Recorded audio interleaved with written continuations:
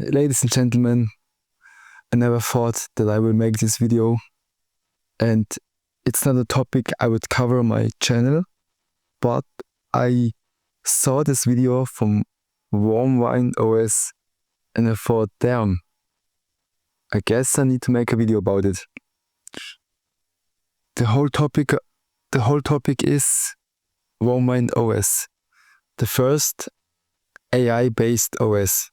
And I never thought that we would live in a time where AI would be our own OS, like Jarvis or whatever. But I think it's happening. And we take a look at the official trailer video from Warm Wine OS.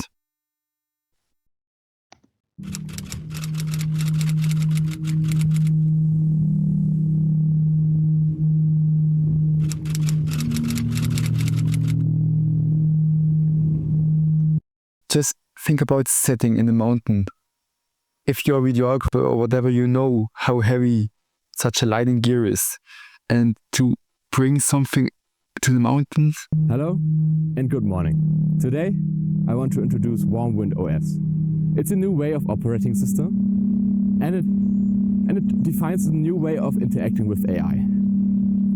Over the last 2 years, our team worked relentlessly on what we are launching today. And we are very excited to show you what we created.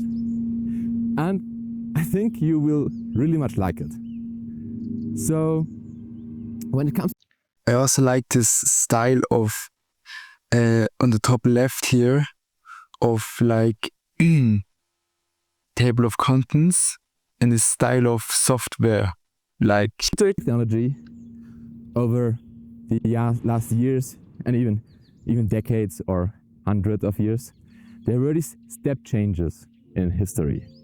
There were the printing press, there were the computer, and there was the internet. And what all of these have... I like his comparison with the timeline here, with our milestones we've had in the last few years, the paper printer, the computer and the internet. And there was the internet. And what all of these have in common is that they take cutting-edge technology and they are putting it into the hands of everyday people. They are making it easy to use. They are making it practical and useful for them. So we are trying to do the same thing, but for AI. And we are quite optimistic that we achieved it. The thing about AI, when we look at the current landscape of AI, is that we have ChatGPT, Claude, all these text models, we have Suno AI and we have Runway. For those who don't know, Suno AI is the music creation platform or the music creation AI, and Runway is the image creator AI. And we have code agents like Copilot. And really, when we are honest, it feels like we are still chained to our desk, and every day there's these hundreds of new tools, and they were supposed to take the pressure from us, from our shoulders, and we wanted to offload the pressure and the not so exciting tasks, to be honest, to these tools. But what we ended up right now is that we are chained to our desk, and day in and day out we're managing these tools. And at this point, to be honest, it feels like we are the servants of AI. At least it feels like that. And that's not really a future I want to live in, to be honest. And we tried to come up with a solution. So we sat down and said, okay, what would people really want from AI? Like really want? And we come up with a list, like, yeah, okay, it should be safe and it should be easy to use. And sure, we get all that, sure. But there's one thing. Yeah, the problem with safety and AI is that's just my opinion. But what if AI just takes over? So AI should really do. If you find a way that AI can't take over, then it will be safe. But unless then, the safety is just not secure. Because let's be honest, would you hire somebody who does things 5 minutes for you, and then you have to tell him after 5 minutes again what he has to do, and you have to look over his shoulder and always be with him and babysit him. Obviously not. You would want to hire somebody who understands your goals, and he's trying to achieve them for you and work in the background. I really can't tell if he's German or if he's Sweden, because his English is very unfluent. But let's see. You're offloading the pressure of your... The problem he addresses here is that the AI we know now is just like it's just like somebody you hire, and every 5 minutes you need to tell him what he needs to do, and you want to have something who can understand you and who can work by himself. From your shoulders to this person. And I think we can do the same thing for AI. And what we came up with, what people really want, is that AI should work like a brown kitchen appliance. It should be sturdy, it should be well designed, it should just work, it should be very easy to use. And I think we achieved it. So I'm very pleased to introduce you to Warmwind OS, and this is how it looks like. So now we get a quick preview of Warmwind OS. I'm very excited. All actions are performed autonomously by Warmwind's AI. The blue cursor is controlled by the AI to operate within Warmwind OS.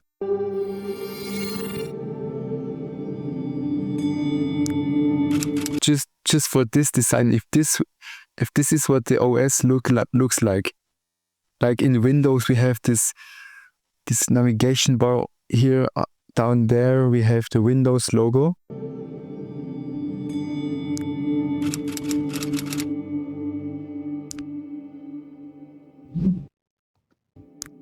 I really like these rounded corners. Like, if this is the OS we would know, then it looks beautiful, to be honest.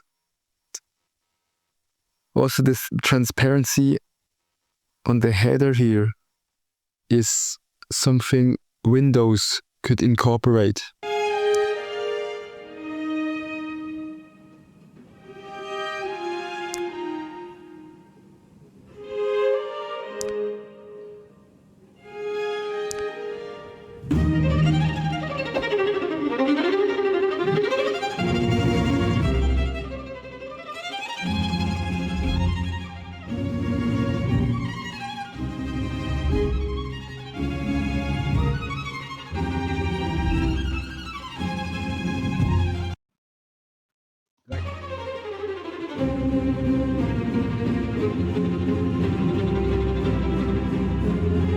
So I guess what they're trying to say is that the AI in the OS can do all these things here simultaneously at the same time.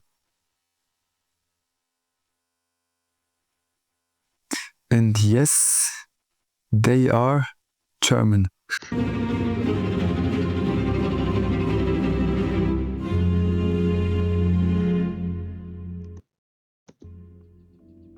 And at this point you surely think, well, it has to be a pain in the ass to set up, right?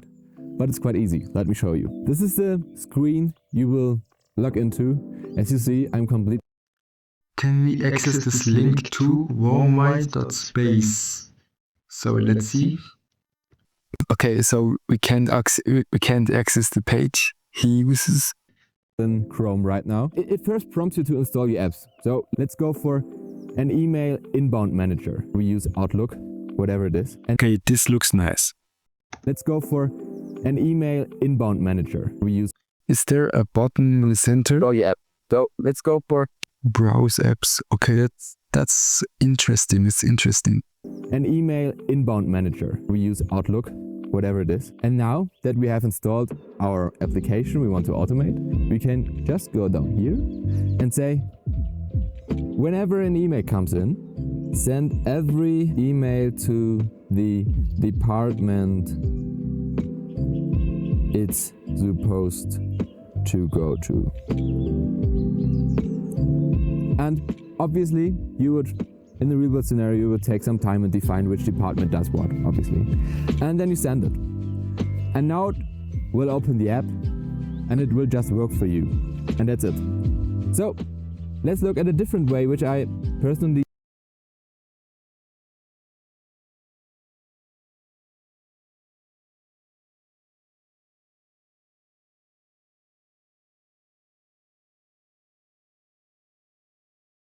find even cooler to use and how to show AI what it should do for you. We call it teaching mode, and it's, to be honest, quite cool. You just click down here and now the AI is listening to you and it's watching your clicks and your cursor. So you can, right now it's listening to me, you can see it down there, and I just start telling it, okay, whenever it's 8 AM, you go here and you search for weather in Berlin. This will come up. Okay, that's crazy. You can teach the whole OS what it should do in which time. But please don't use this.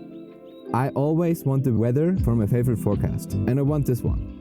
So please scroll down and click here. And now search for the current weather of today, and always also look at the weather of tomorrow. When you've done that, then go into your emails and send me the email. And that's it. I click stop and I'm basically done. So you can automate the whole thing, the whole system, like you want to. It's like Zapier. Where is it? It's like Zapier, but for the whole system. That's amazing. It will now know what to do. It's very flexible. You showed it once. If things change, that's fine. It will handle it. And yeah, you are good to go. Close your laptop and go on vacation. Now let's see what other people are doing with it already. We have 3 tasks prepared for you to show today, and we will end with the most boring one, because obviously that's the things we don't want to do anymore, so we offload them to AI. Automated customer support and shop management.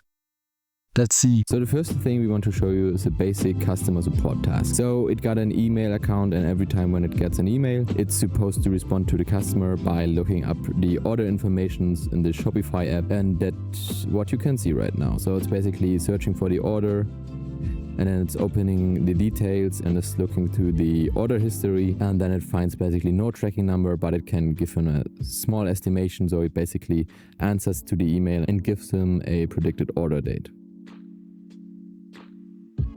So the second task we want to show off is a task we use actually internally. So it's supposed to go through LinkedIn accounts and try to hire people. So basically an HR agent. And what we're told it to do is basically to create a spreadsheet and do a reporting on what it has done. So what you can see now is that it created a spreadsheet and is creating a basic layout, and now it's opening LinkedIn and it's going through our search terms and is clicking one by one onto people and is asking them if they would be interested in working with us. And now you can see it's going back to its spreadsheet and it's entering all the information. So we have a reporting at the end of the task, so we can see what it has done or not. And the last use case is maybe the most boring one, but at the same time, it's the most exciting one. What we can see here is a very old and clunky German software, which is used to manage rental apartments. Old and clunky German software. And at the same time, it's so cool because normally this would take about 1,000 work hours from a human, and it's just not worth the time to put into. And there's just no other way to automate this because the software doesn't have any import or export workflows. And as you can imagine, there are a lot of businesses out there which are still relying on this kind of software. And for the first time now, they can automate their tasks. But my whole question about this is, will there always be this edge around here and not the full screen, if you know what I mean? Because in this, when I see this, it's like it until it intimidates me because of this border. Even if they are using quite old legacy applications. So obviously that's something new. But what we found is that people, when they go through their everyday life, they will now see the world somewhat in a different light. I always like to say it's like a bicycle. Once you understand how it works and where you can go with it, it's quite the same. Once you understand how it works for you, once you tried it, and then you go through your everyday life, you immediately start to see, oh wow, that's a task I could do. That's something I don't have to do anymore. I can offload it to OS. And I think it will come very naturally. And the good thing is, you can start immediately. We are still in the process of scaling the software up, so we have to see how much demand we can take on. But first come serve, first serve, and we try to make you all happy. So go onto our website and try it out now.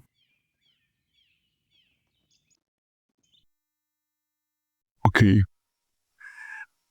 I don't know if I would use this, but I would test it if it comes out.